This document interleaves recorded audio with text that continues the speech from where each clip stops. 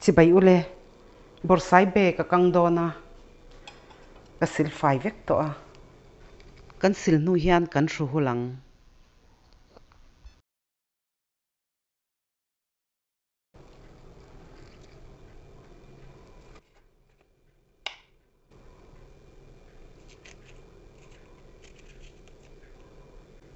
hian alaya ka phela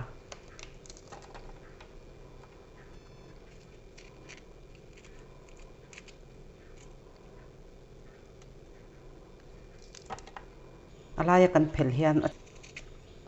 anget te hi alang thei ngal veka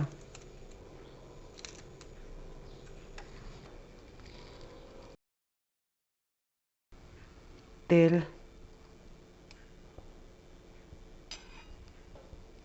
tablespoon ni ka tela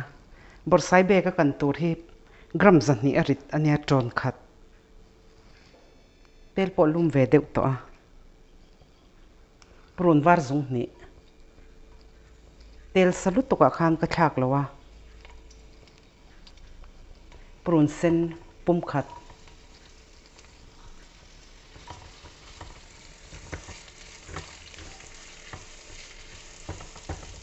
prun hi ka kang min ngal don lawa minit chan ve vel ka chok ve a bor sai be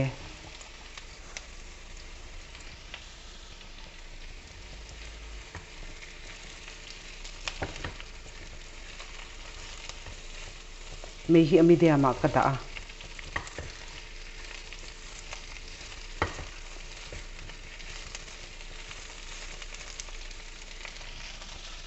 ai eng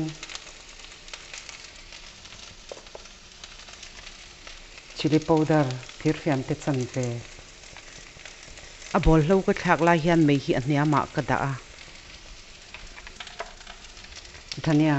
thir fiam te khat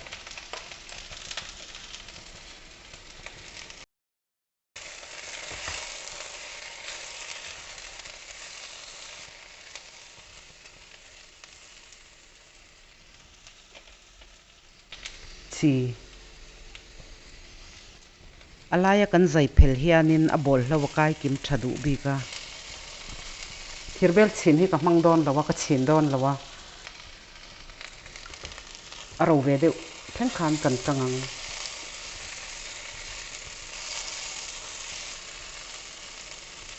amin har lawa a hel poina ei theya bor sai be te hi chu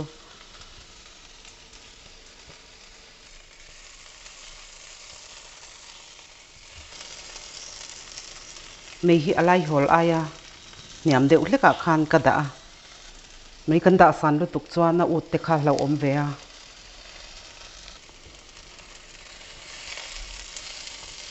kan chin lawanga kema aro deuh hlek khan kan kang don ani minute riat vel ka chuang to a amin to a hi alan dam te po apurun te po min tha a ro deuh hlek kan du ni chuan kan chuang rei deuh mai anga